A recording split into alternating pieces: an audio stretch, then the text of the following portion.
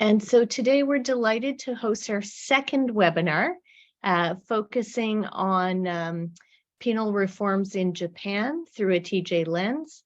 I think that our speakers are also going to discuss the concept of capital punishment, at least briefly, and we'll have plenty of time for comparative discussion of both this topic and the penal reforms to which you're going to be introduced. And Makoto and I were just chatting a little bit before other people came in, and it sounds like there's some pretty interesting changes occurring within the Japanese penal system. So that's going to be a very interesting topic to hear about. And I just love the opportunity that this series gives us to think about, comparatively what's happening around the world. So without me spending much more time, let me just introduce our two speakers. I think all of you or most of you probably know them, but Professor Makoto Ibusuki, Director of Research Center for Therapeutic Jurisprudence and Professor of Law at Seijo University, and Professor Yasuhiro Miruhama, Professor of Criminology and Criminal Justice at, is it Risho University? Risho Yes, University. that's right. Yes. Wonderful. So welcome and thank you for joining us today. And I am now going to turn the speaker over to you.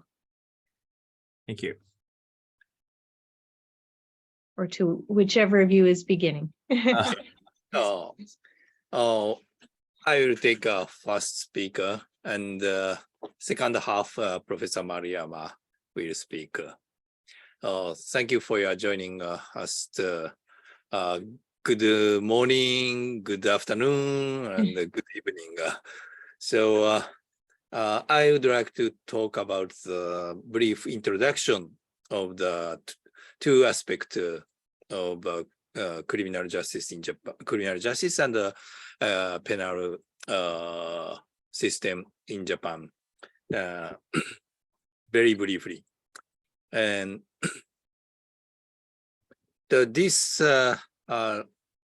on this screen, you can see our logo, Research Center for Therapeutic Jurisprudence. TJ is designed by our designer from Kyoto. So we love this logo. We use this on T-shirts. As you know, we wear the T-shirts on the Rome some years ago. Yeah. This year we designed polo shirts. It's a new one, so we will bring a next opportunity. So anyway, first I would like to introduce our center and activity of various activity and projects of our center. And I will focus the therapeutic aspect and anti-therapeutic aspect of penal and criminal justice system in Japan. And I will summarize these changes for around 10 years. The first, the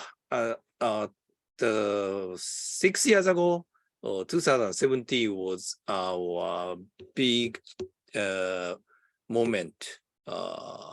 It's a genesis of TJ movement in Japan. Just we call. So it's not popular name, but naming. So 2017, we launched our research center for TJ in Seijo University. And also in 2017, we have a memorial speech by Professor David Wexler in the Joint Congress of the Criminology-Related Societies. I remember probably 5 criminology societies, criminal policy society or criminal or psychology society and so on. So the great success we had. So I believe it was a powerful impact on the policy making process in Japan. Oops, I'm sorry. Yep. It was him, as you know. And we had over 300 audience from academics, and bureaucrats, or lawyers, the media, and the NGO people, and so on. So then we had good panel discussions after David's keynote. And I would like to introduce our center and the location. Seijo University belongs to the Seijo Education Institute, developing the town of Seijo over 100 years ago. Town of Seijo is in the Setagaya district, which is a western suburb of Tokyo Metropolitan Prefecture. So this is your image of Tokyo, don't you? So, but our neighbor is very different. This is our, town, So, this is one of reputed residential area in Tokyo. So, this is our university, and this is our building. Now the Yuka is just sitting inside our center. So, sorry for late working.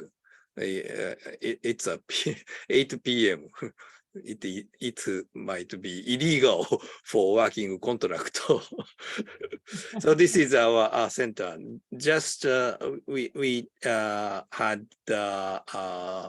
at the end of 2021. So very, very brand new space.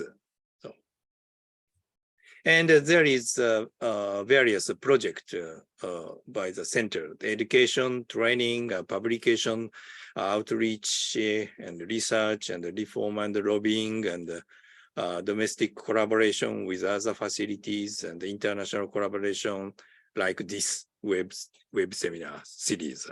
So just tonight, before this web seminar, we had educational program for the student. We had a 1.5-hour program from 6 p.m. Yeah, we invited addiction treatment specialist of psychiatrist from National Institute. So he had a presentation. The student enjoys the presentation so much.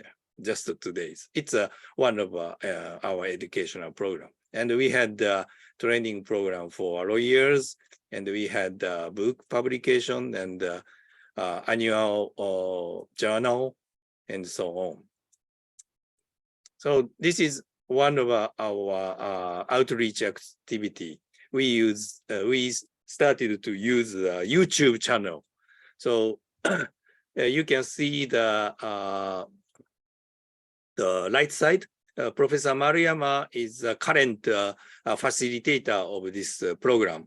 So on this time, former addiction survivor, now she is civil probation officer, not public probation officer.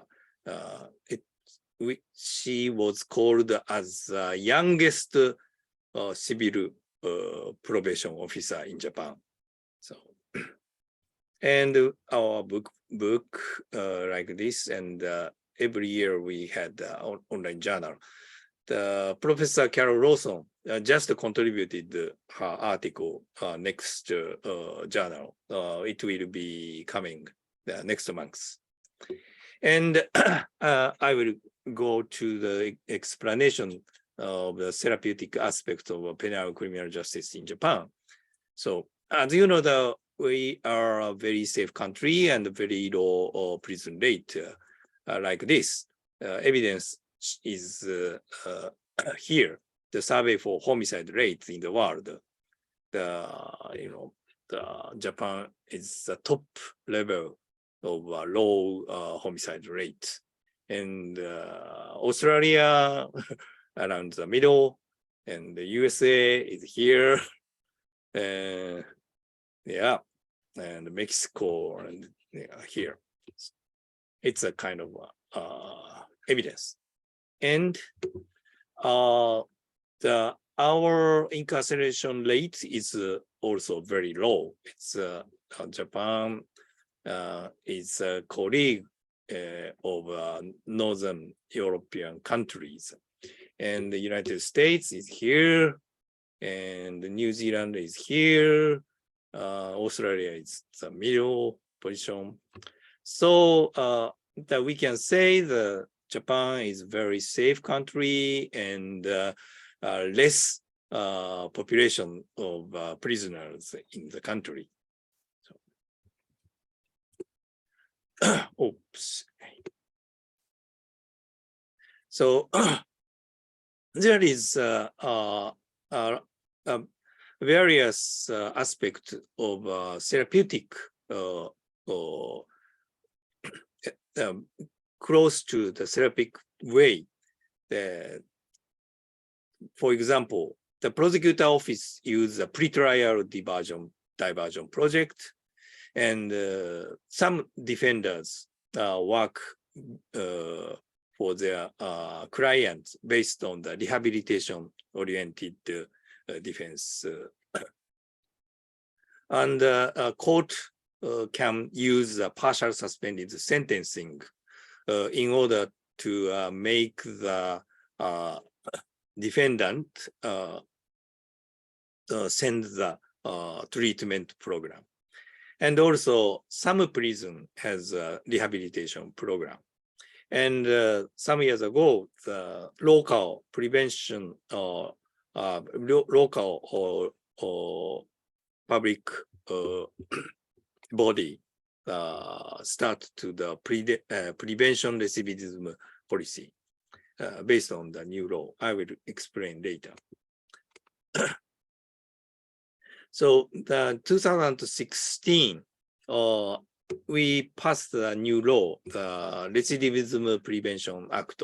So it make the municipal government to involve the rehabilitation-oriented policy in each local place, that the prefecture level and the city level and so on. And the prosecutor office started to collaboration with public welfare services.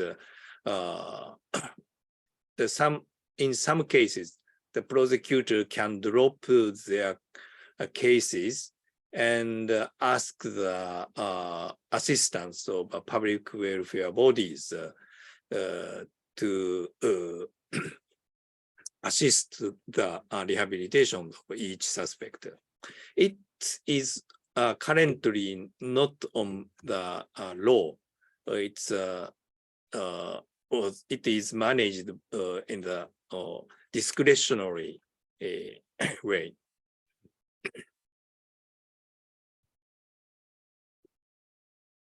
But there are some anti-therapeutic aspects of penal and criminal justice in Japan.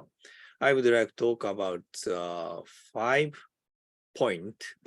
First is juvenile offenders,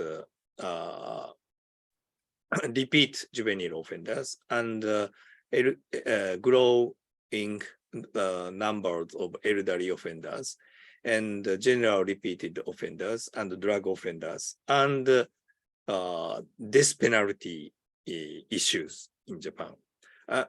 As you know, death penalty is the one of the most anti-therapeutic punishment to the criminals, as you know.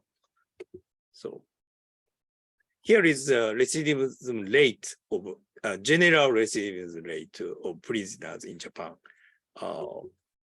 Here is a current ratio of recidivism in prison. Around 60% of new prisoners having a past prison record. So, and there are lots of repeated juvenile offenders. So this is a statistics of juvenile offenders or 20 over 40 years. So recently, in 2018, 35.5% of arrested juveniles is repeated offender. So it is one of characteristics of Japanese juvenile offenders.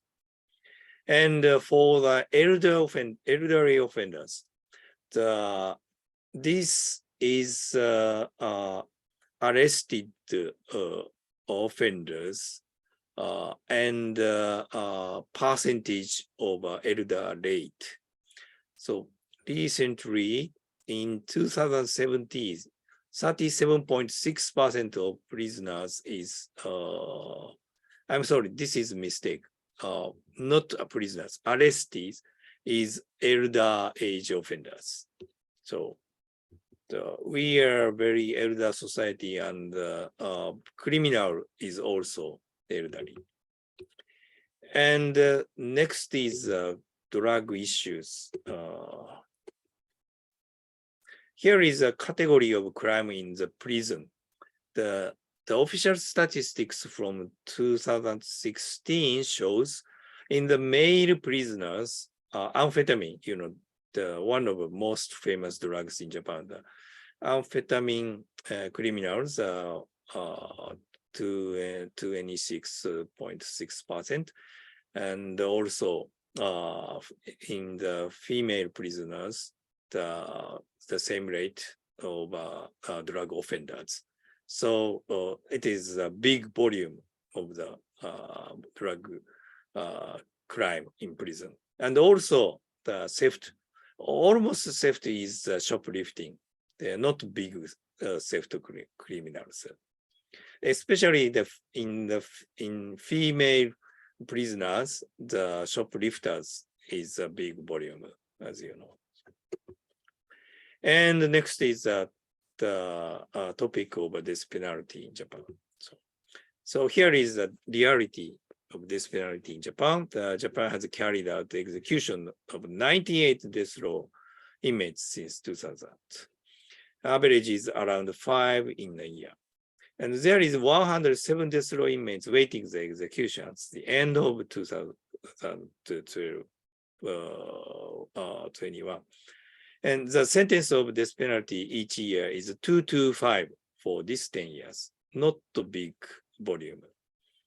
And the execution order is based on the approval by the Ministry of Justice. He or she can say, yes, go to killing a specific death row inmate. And unclear process of order and practice of execution. It means there is no objection process like United States. So in my understanding, in United States, death row inmate has 1 week or 2 weeks before the execution date. So they can start some legal battle for such orders. But in Japan, there is no possibility for objection. And no observation of execution by the victim family, the press people, and the public. So we don't know when the execution. After the execution, the media will release the news or when and who and why. So just that's all. Since 2009, lay people joined the decision for the sentence of death because of introducing the lay judge system, which is requires a joint bench of 6 lay judges and 3 professional judges. And here, the public opinion shows their support of this penalty. Over 80% is positive. But in the hypothetical question of introducing absolute life sentence, the supporting rate of the abolition dramatically increased. And here is the killing room for this penalty in Japan. The left side picture shows switches of the execution. There is three switches. A prison guard press these buttons. No one knows which switch is connected with that the panel in reality. So this red circle panel will be opened, and the rope tied with this rope, and he will drop. Oh, I'm sorry. He will drop on the ground floor. So it was hanged. So the right side photo will be was taken from the observation room. So the prison guard or the prosecutor and medical staff will check from here. They will call the death row died after all. So I will quick summarize evaluation through the TJ lens for penal policy. So I can say that there is this integrated penal policy between harsh-oriented penalty and rehabilitation-oriented penal system. And the recent movement for harsh penal punishment is mainly in the sexual crime policy. So the hard, longer sentencing or abolition of statute of limitation or protection of victims and the information to the victim or victim family of and so on. And no official and public movement for abolition of this penalty at this moment. And other point is here that we do not have official pre-indictment process, only by the discretion by prosecutor office. And we have no problem solving policy court, except juvenile court and the mental health court. I am a strong strongly arguing to introduce a drug court or shoplifting court or and so on, but we don't have. And some defenders is working so hard to use TJ theory and the TJ approach for their client in the courtroom. But there is less budgetary support from the government for such a defense work. And there is few collaboration between the court and the addiction treatment professions, formally and officially.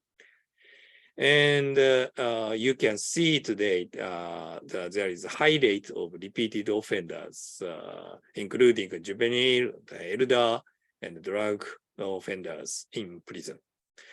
Thank you for your listening. That's all.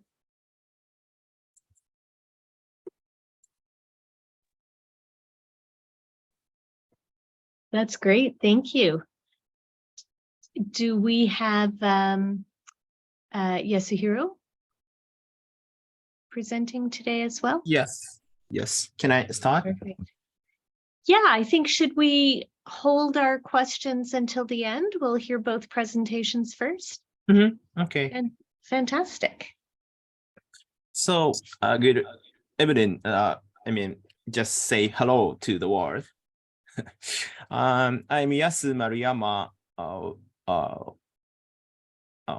professor of criminology and criminal justice in Tokyo at Rishu University in Tokyo. Thank you for giving me a chance to the presentation. So today, Okay, let's start. My presentation is just focused on the trend of penal reform for people who drug use today. Okay. Okay. I'm so that before the presentation, I am interested in the issues of the punishment through the lens of drug crime or penal welfareism in Japan. My research is my research by polarization of Japanese punishment. I mean, we have recently increased new supportive treatment for vulnerable people in criminal justice, while our systems are very tough on crime for felony offenders who have vulnerable backbone by death penalty and life imprisonment. It seems to the extremes needed as risk factors in our society. So I published in book form my doctoral dissertations about drug policy as new surveillance. So, and I would like to explain what is the Japanese punishment for offenders before starting my theme. The Japanese adults justice focus on just responsibility of past actions. I mean, we don't have an order for preserving public peace in adults cases in Japan. Almost all Japanese professors of criminal law guess that we cannot do it. I mean, because we cannot understand which person will commit the crime in the future. So I try to explain why the Japanese professor can believe they cannot use the punishment for risks. It is based on reflection on the past. The Japanese lawyer avoided it after World War II.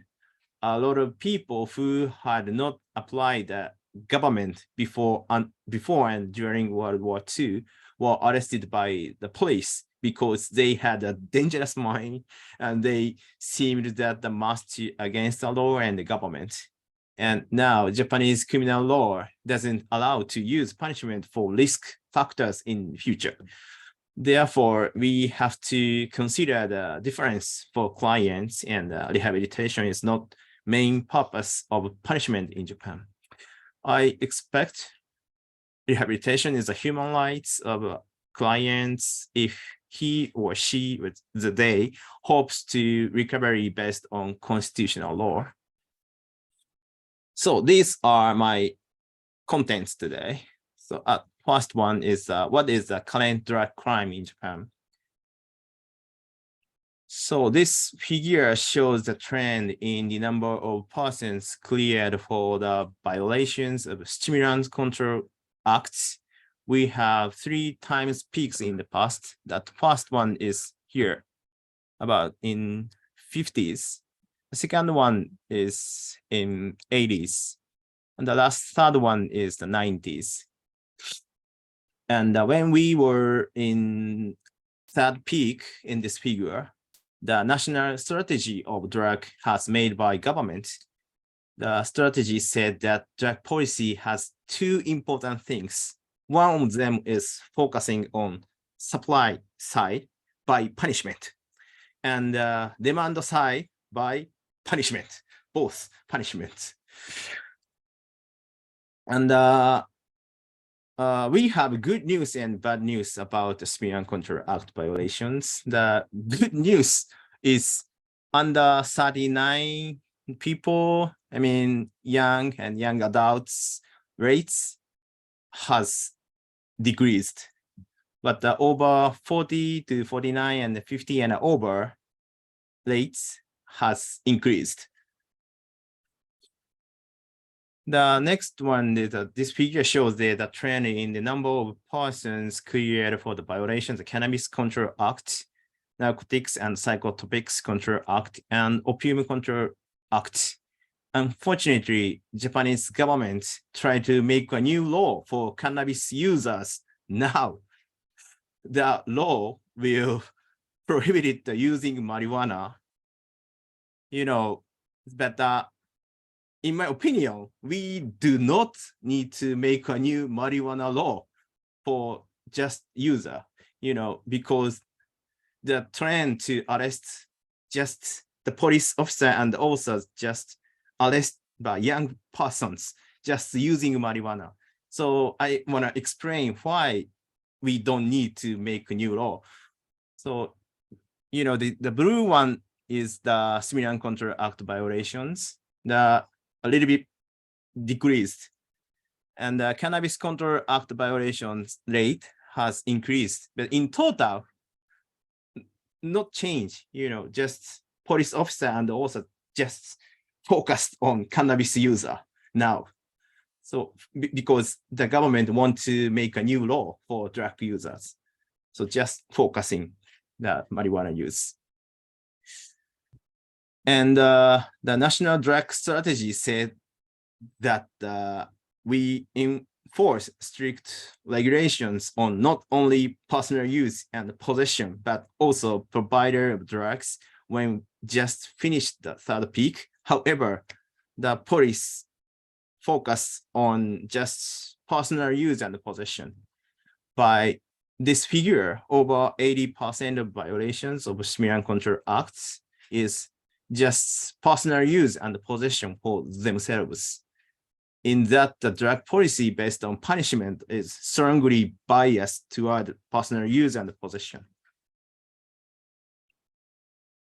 So we have to need a changing from punishment to treatment, as Professor Makoto Ibusuki told you before, that we don't have the TJ minds for the criminal just before, but we have to change.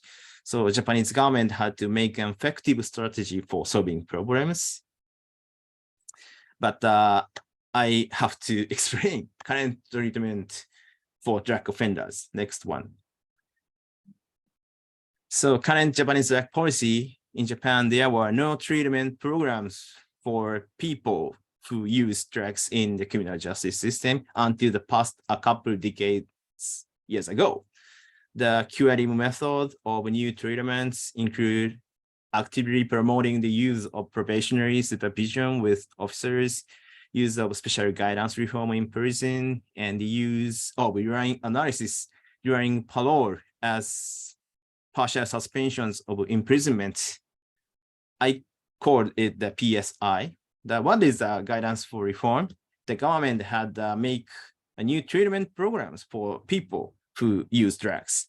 One of them is a special guidance for reform. This is an involuntary programs, mandatory programs, which aims to make sentenced inmates aware of their responsibility for the offenses they committed. Special guidance for reform is provided for sentenced inmates who are considered to have a likelihood of difficulty in course of their reform, rehabilitation, or reintegration back into society due to certain circumstances such as drug dependency. So this figure is what kind of special reform programs for in prison. This one is a drug addiction program and employment support guidance, traffic safety guidance, the education from victims' point of view, and sexual offenders and the organized crime groups. So you can see the highest rate. What is the biggest member in this program? The drug addiction programs. And I wanna explain that what is a PSI, the special bill for drug users in criminal justice was proposed that allows judges to give sentences with partial suspension of imprisonment. I call it PSI. The bill cleared the Japanese diet in 2013 and entered into force in 2016. As a result, it is anticipated that a lot of drug use offenders will become involved in this system. However, there is a clear danger in relying upon monitoring by urine analysis without treatment. If persons subject to a partially suspended sentence breach the rules, when he or she uses a drug at once, just at once, he or she has to return to prison. For example, in the case of the failed urine test, probation officers and other groups who administer such tests have a duty to report the result to the police and parole officers. These cases cause a problem in that those concerned will then receive long-term interventions than they would have with traditional punitive procedures. So it's very simple examples. In traditional systems, for example, the 2 years sentenced by judge, the defendant have to be in prison in 2 years, or if he or she get the parole, they are in the community-based treatment rest of time, right? So in total, 2 years in criminal justice. This is a traditional system, but the PSI system is so 2 years sentenced by judge, the 1 year in prison, but the rest of 1 year in the CBT, community-based treatment with probation for 3 years, 4 years, or 5 years. In total, they are in criminal justice in 4 years, 5 years, or 6 years. So very long time. So next, I want to talk about what works for drug offenders in Japan. So this is a non-traffic penal code offenses cleared persons with or without previous convictions and percentage of persons with the previous conviction by type of offenses. The bottom one is the Penal Control Act violations. The 35% is not previously cleared for the same type of offense, but 65% are previous cleared for the same type of offense, the same, the drug offense again and again, the most highest. And this rate of re-imprisonment within 5 years after release. The right side, bottom one is the Penal Control Act violations. It's the highest, the 58.8%. Be back to the prison in 5 years. So by the figure of the first time and the repeat offenders in Penal Control Act, we can notice the data of first time offender has decreased, but 3 times and over has increased every year. In that the strategy of the just punishment for people who use drugs again and again does not work on solving these problems. So next one, the penal reform for drug offenders in Japan. So we have a new law in the 2025. So I have a presentation as a professional theory. So I would like to accuse this very curative and very medicalized treatment also has some issues.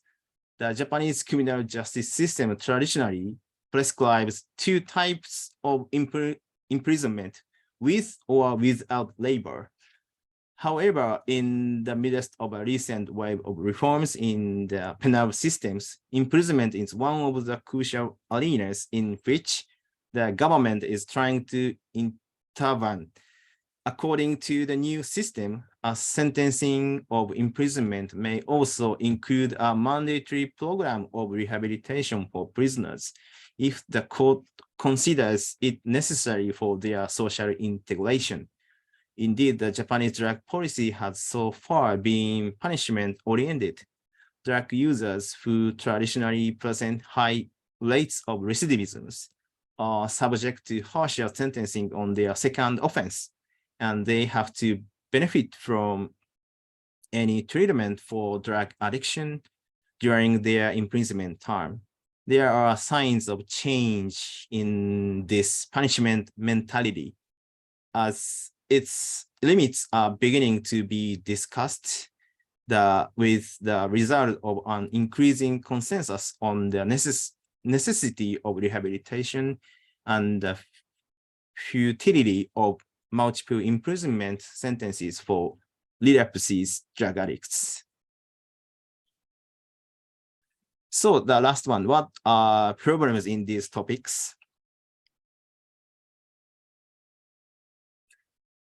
The Japanese punishment or penal reform more changes to more curative or more social welfareized and more medicalized the punishment. But that sounds good, but the new types of policy that are more curative in their aims towards people who use drugs have increased and have been put into practice recently. But for example, compulsory and coerced drug treatment programs in prison and urine tests are used in community-based treatment, and prisoners are required to attend not voluntary treatment programs and groups meeting in prison. So I guess that the system has a little bit problems.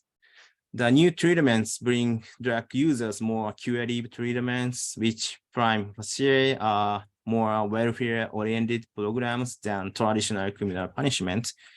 But as you know, the Article 24 to 35 of United Nations Standard Minimum Rules, called the Mandela Rules for the treatment of prisoners and the actual condition of the penal institution, calls for conforming to standards of liberated lifestyle out of prison. So we do not have to take the mandatory programs to the prisoners.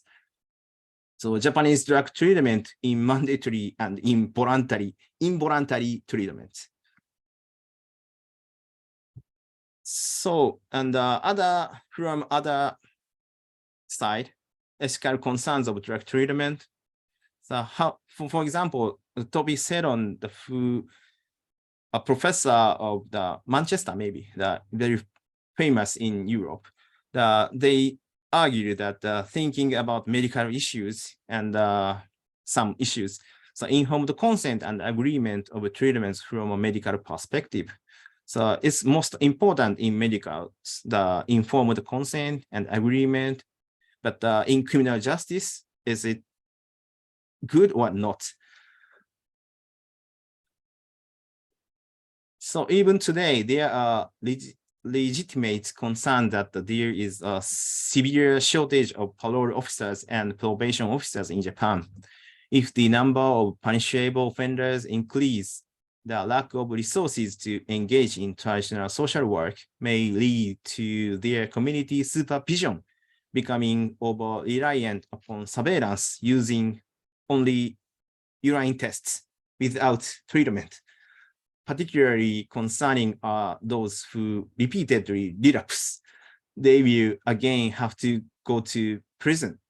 Therefore, there is a need to employ more probation officers and parole officers, or if not, they will have to increasingly depend on self-help groups in community and private groups for treatment to drug abusers, such as DARC.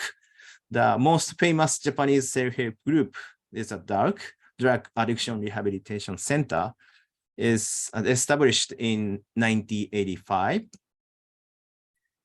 The DARC is the only drug abusers are self-help groups, and there are about 100 groups in Japan now. Consequently, it would appear that the welfare-based responses and treatment groups may become mere servants of criminal justice, and this wasn't the original function intended of social welfare support.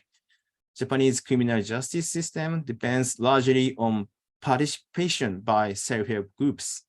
Private groups and self-help groups are required to report someone to the police, department or probation office, not only in the case of non-subsequent offenses that have been committed, but also in the case that an offender attempt to make a break for freedom in their probation or parole term.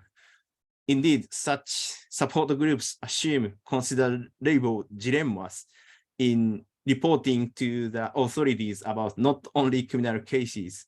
So I'm worried about it. Social welfare groups and medical support groups just focused on the clients, but if the criminal justice system includes them, they have to be report the officers. So it is difficult to balance criminal justice and welfare or medical treatment, because the criminal justice purpose is social security, but the welfare and medical purpose is the recovery for individuals. So thank you for taking the time to join today. So as the Professor Suki said, that we start the YouTube channel in TJ Center in Japan, and I just started the podcast. So you have to check the Spotify or podcasts. Thank you so much. Thank you so much. So interesting. There's lots going on, huh? Yeah. I think we have a few minutes for questions and comments if folks have any. Pauline, I see you leaning forward. Have you got a comment? Yes, can I dive in? Yeah. Thank you very much both for your presentations. It's great to see the progress that's been made since we met in Europe and heard last time about what you were doing, and you should all be really proud of what you're doing with the TJ Center and the YouTube channel and the podcasts. Very innovative, and I'm sure capturing the young students and the next generation and making TJ exciting. So congratulations. You should all be very proud.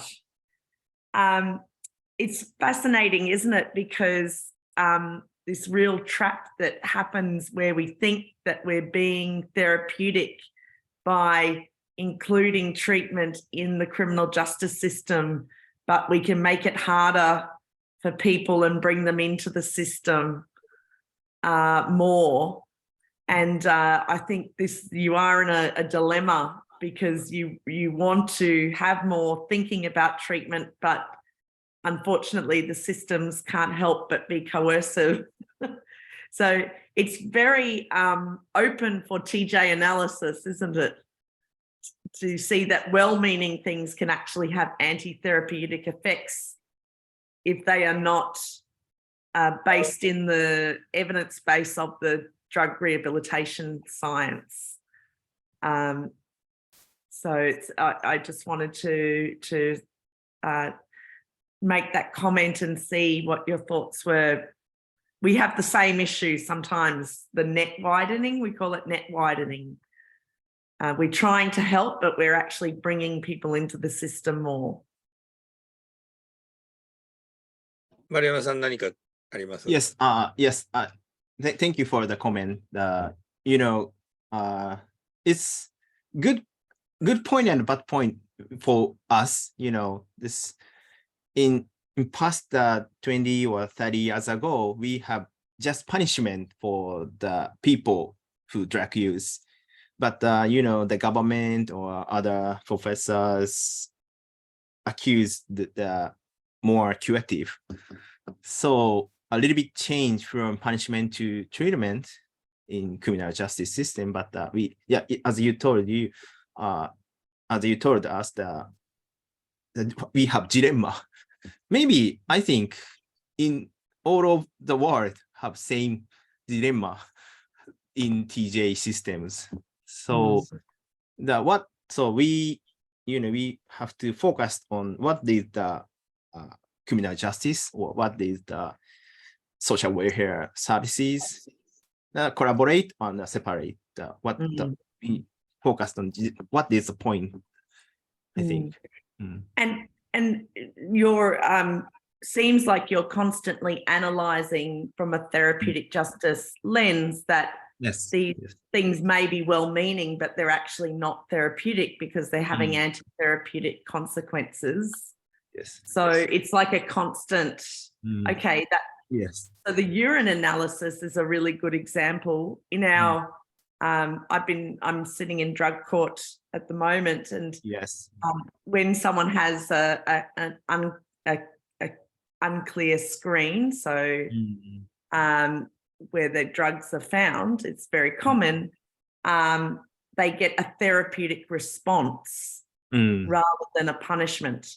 So they may have to write a piece of homework about what went on that time that they used. They might need to keep a diary of their mood for the week, see how they're feeling, because there's often emotions linked with drug use. So they get and they have to do something or go to an extra counselling session or something, so they get a therapeutic response for the screen. When they get punished is when they don't disclose their use, so they're not honest. So it's trying to help people get control of their use rather than abstinence, because control of use is the first step towards abstinence. And then if they do get an unclear screen, then it's a therapeutic response. But if they lie about using before they take the test, they're asked, have you used anything since your last test? If they lie about that, then they get the sanctions. And it's not straight into imprisonment. They get a number of days and they have to accumulate days. And then if they get 7 sanctions, they go in for 7 days in prison and come out again. So you can see that's much more aligned with the knowledge about what works with recovery. And yours has part of it, but it's actually not aligned. So I love that you had an addiction person come and talk, because it's maybe those relationships with this addiction specialists that they could help show what work really works, and then you could do that TJ analysis to say, and maybe even a little trialing something somewhere if you had a friendly probation office. Thank you. So I would like to tell us or explain your criminal justice systems. I mean, so, as I told you in my presentation, the Japanese punishment just focused on responsibility of past actions. The Japanese punishment don't use for future, so the drug users, the relapsed again and again. So if we have the, we use the punishment for the future action, maybe we, take the punishment for the future. The support or welfare is something, but we have the dilemmas.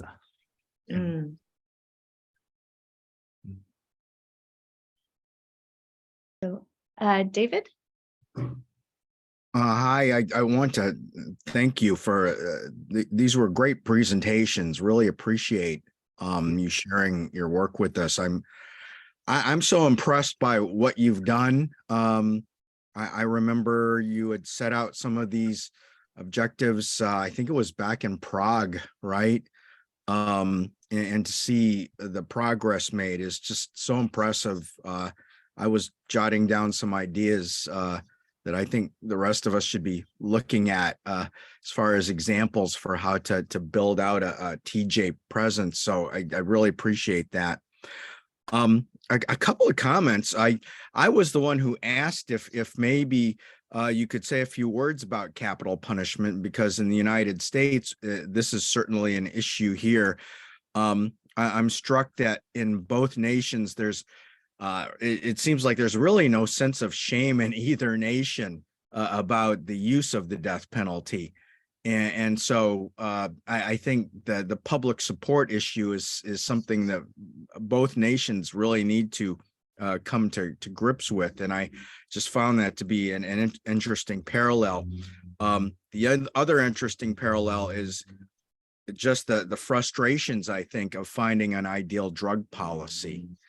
And it led me, as you folks were talking, especially Yasuhiro, is there a what I might call a TJ informed set of principles on what would constitute ideal drug policy that could sort of serve as the therapeutic jurisprudence voice of what these best principles should be? And our dear friend Pauline, Judge Spencer, was sharing some of those from her courtroom. And it just gave me that idea of whether or not we could, as a TJ community, say, here is at least universally some things that we know work. I'm not an expert in criminal justice. My field is employment law. So I'm just sort of doing this from a higher level of speculation, but it seems like there are common questions occurring in many nations about just the frustrations of dealing with the drug crisis in our respective countries. And I'm wondering if there's an opportunity for an international conversation from a TJ perspective on that. So thank you very much for sharing your work with us. I'm just really grateful and impressed by what's going on. Thank you for your comment. And I would like to introduce Professor Lawson from Tokyo University, and I would like to ask her for her comment because she is originally from Australia and she is an expert of prison research. So Carol, can you hear me? Yes, I can hear. Forgive me, I have no camera. Oh, that's okay. That's okay. Can I ask your comment in the view of comparative study in your research? Thank you.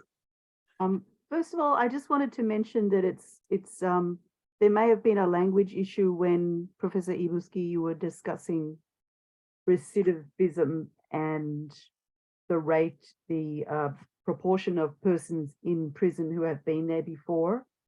So recidivism in English refers to the percentage of people released from prison who return to prison within 2, 5, or 10 years. So those numbers in Japan are not up in the 60s, 70s, and 80s. Those numbers are in the 2-year recidivism rates. They have dropped over the last decade from about 21% for adults to around 15% for adults. Looking at 5 and 10 years, they're much higher. So I think at 5 years, they're in the 30s to low 40s. And at 10 years, they're at around 50%. So those rates are considerably lower than what we would see in Australia. But the rates that Professor Ibuski mentioned and the graphs he showed from the Ministry of Justice White Paper on Crime refer to the rapidly rising percentage of people in prison who have been there before. So recidivists in custody. And paradoxically, those numbers will rise when you have a successful diversion program in place. So those numbers create a terrible headache for prisons because if you use international ways of thinking about elderly prisoners, which often start for prisoners at age 45 because their health is significantly worse than the health of ordinary populations in the community. So at 45, a prisoner is already elderly and they have all the health problems that you would find in a 65-year-old in ordinary society. So if you if you look at 45, or I think I've done calculations on 55, which some researchers outside Japan use to count elderly prison populations, the elderly prison population is over 40% elderly of the prison population in Japan. And that creates, prisons are designed for healthy, young, angry men. Everything about a prison is designed for healthy, young, angry men. They're fabulous because you can put them to work, they can do all the maintenance, they can cook all the food, do all the cleaning, they've got all this energy, and you can have really authoritarian, very physical control policies, and you just need to control their violence and redirect their energy into labor. And you've got a prison system which, you know, historically in Japan, in the decades after the war, prisons ran themselves. They funded themselves through the energies of angry, misguided young men. So now we have in Japan a prison system which is still very much tooled towards that population of prisoners who are not there anymore. Instead, you find, you walk through a prison yard in Japan, you find fragile, weak, elderly, quite a large population of people with dementia. They're shuffling, they can't carry anything, they can't pick anything up, they're incontinent. Their healthcare costs are 5 times the cost of a young prisoner. And they need, you know, prisons have to hire casual carers to come in and change their diapers. They can't work in the factories. The factories have been economically unviable for some time. It's hard to know exactly from when, because the statistics on their financial viability dropped and dropped and dropped, and then those statistics disappeared from the white paper on crime. So at some point in the recent decades, running prisons factories became financially unsustainable, and it has just taken a long time to get to the point where, as Professor Maruyama mentioned, we're now going to see from 2025 the effective abolition of prison factories. And that's like many Japanese therapeutic policies that we've seen in the last 10 years, it's probably driven by very rational factors. It's not necessarily driven by a heartfelt commitment to therapeutic justice. It's getting rid of these white elephants in Japan's 75 prisons, which take up a lot of space, they cost energy to run, utilities, and staff to operate. There's a lot of expensive plant and equipment, and there's nobody to work in them anymore.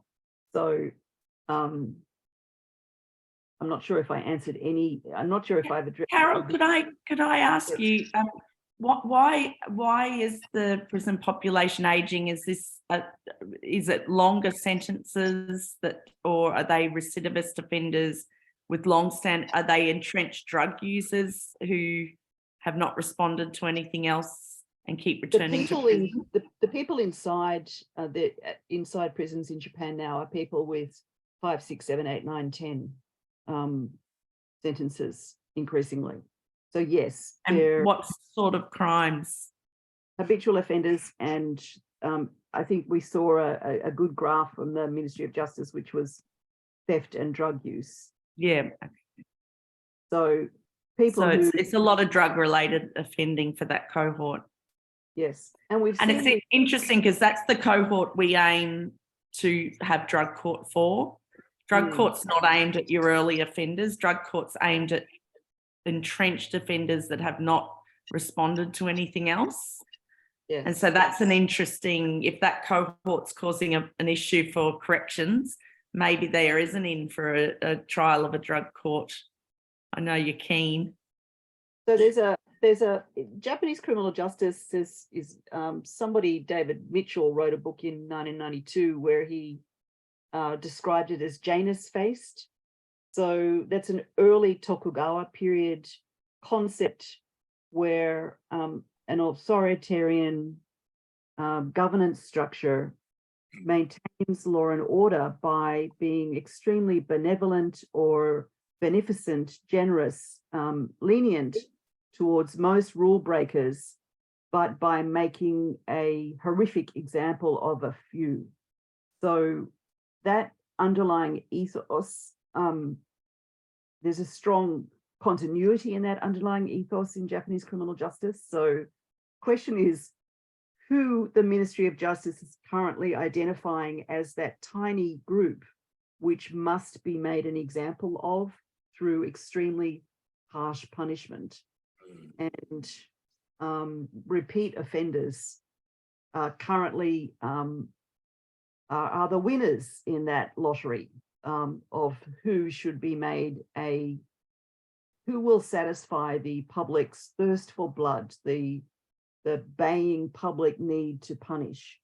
And I think that's very similar yeah, so worldwide.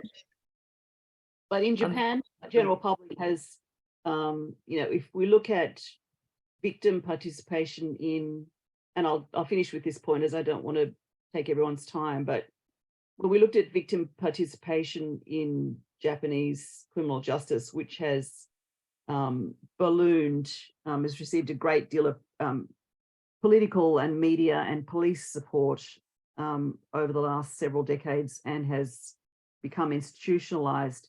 We see that Japanese victims participate in trials for one purpose only, and that is to assist the prosecution to see the perpetrator punished to the full extent of the law. We don't see the sort of impulse you would see in, say, Spain or Italy towards going to the trial to express forgiveness or to argue for leniency. Rather, the victims are aligned with and harnessed in the service of the prosecution. So it's almost as if there's extra prosecutors in the court and people who have a very powerful narrative and appeal when they participate. So that the retributive spirit or desire to punish is very strong amongst the Japanese victim community, and there's tremendous sympathy for victims in Japan. In Australia, we see being therapeutic towards offenders and supportive towards victims as things that are not inconsistent, things that can be done and should be done at the same time. In Japan, public consciousness regards those two things as alternatives, and leniency towards offenders is in itself a denial of victims' right to revenge.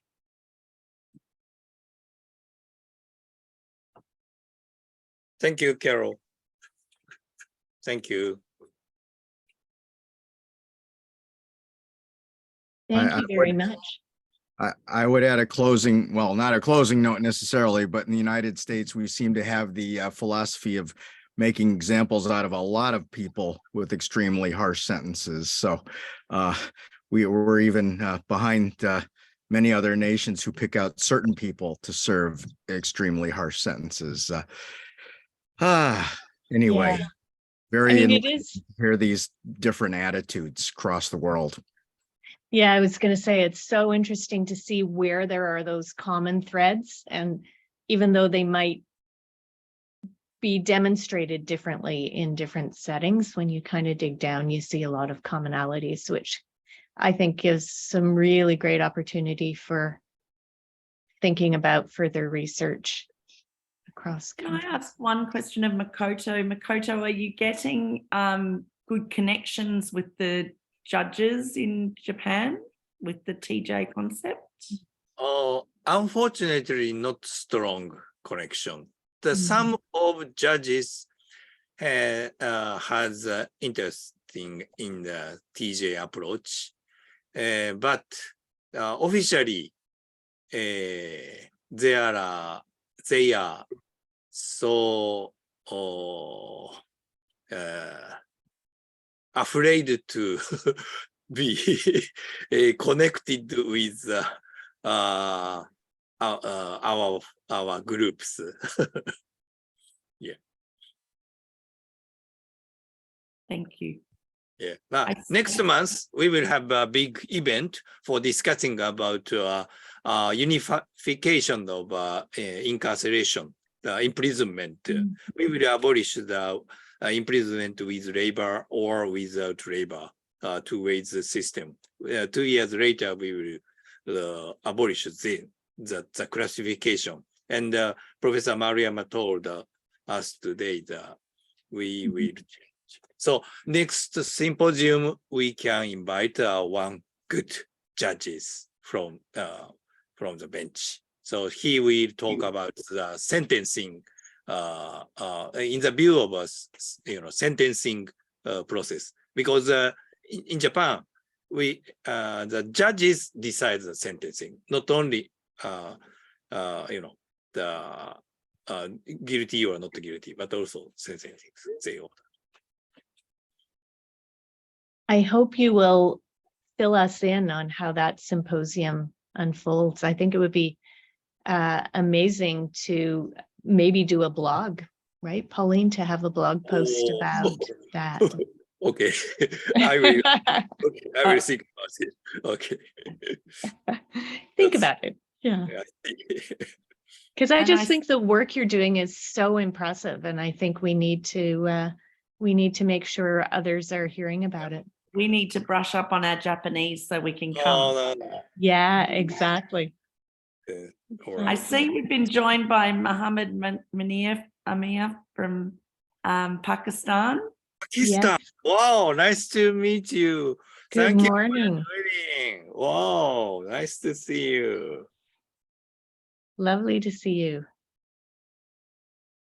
Are there any reflections, Amir, from your I am. part Can I of the speak? world about drug Yeah. treatment and courts and people with addiction in criminal justice? Please go ahead. Can I speak? Can you hear me? Yeah. Yeah. Okay. Thank you. Because I just came Uh-uh. Oh, back from my right. court at 4 p.m. in Pakistan. So it's like 5 p.m. right now. So I missed to attend the session of Professor Makoto. But I just want to remain a participant in all the upcoming sessions because our courts end at 4 p.m. So that's why to reach back to home and to attend the session.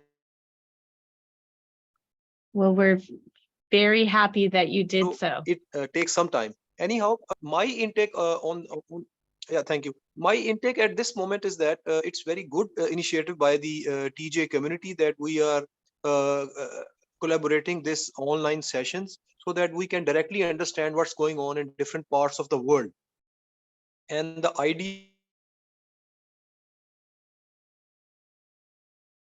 to have some collaborative research, I think that find out the commonalities between different systems. So what's going on in Japan and what's going on in Pakistan, maybe in America, Canada, or so many other countries.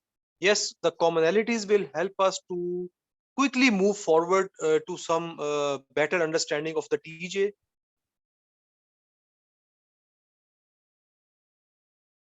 And how we can, understand people to apply to our local situations.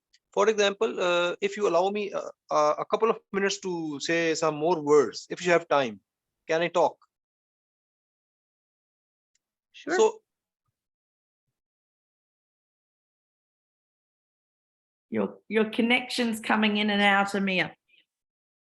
example, here I'm seeing that this therapeutic jurisprudence, so it's slowly, grooming here, and people are understanding. A few months back, I have heard one honorable Supreme Court judge of Pakistan who has shown his interest at some function. I mean, at some conference, perhaps, that he's interested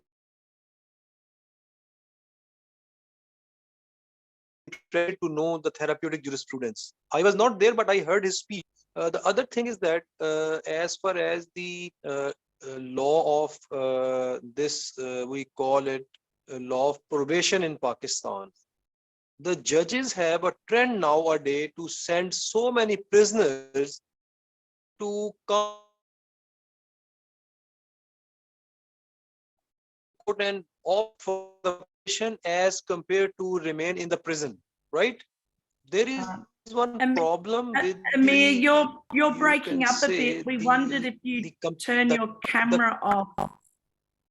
Okay, right. If you turn your camera My off, we ca- might get a better my- bandwidth. Okay. Yeah. Can you repeat what you said about the judges sending Okay, people right. out of prison? So what trend I have seen in Pakistan? Yeah, judges are very much interested that people come to the courts and to request for the probation, so they can instead of spending time in the jail, they can go to some community work or something like that. So there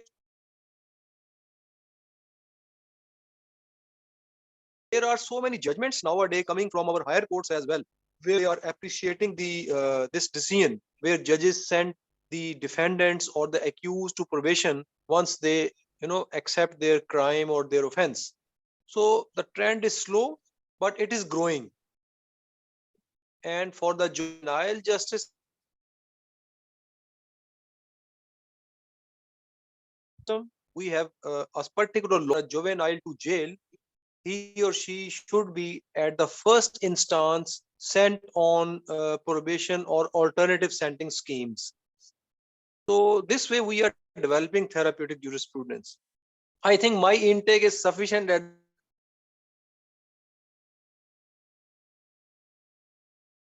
because we want to know more about Japan going on actually in Pakistan once we get an opportunity to have a focused session on this on our country. Yes. Thank well, you you're for quite- taking me here in this session.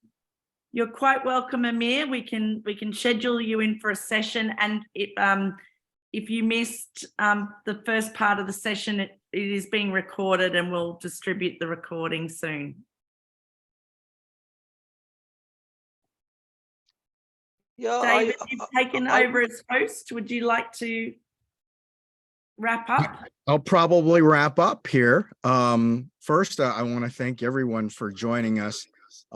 I'm especially happy that we're recording these sessions because for the different time zones, this obviously sometimes proves to be a challenge, but what our friends and colleagues from Japan have shared with us is very valuable. So Makoto Yasuhiro, thank you so much for bringing your work to us and your attention to these issues. As I said, I think that some of the matters that you've raised really give us an opportunity to try and identify best public policy practices, especially with drug laws and policy that might be informed by a therapeutic jurisprudence perspective. And we have some differences among nations in how we deal with the drug issue, but also some commonalities in terms of the frustrations with applying policies. So I think there's some promise for a larger conversation on this, but I'd like to thank everyone for their contributions to our conversation. And Pauline, I'm not sure when our next session is, but we now have these seminars coming up regularly.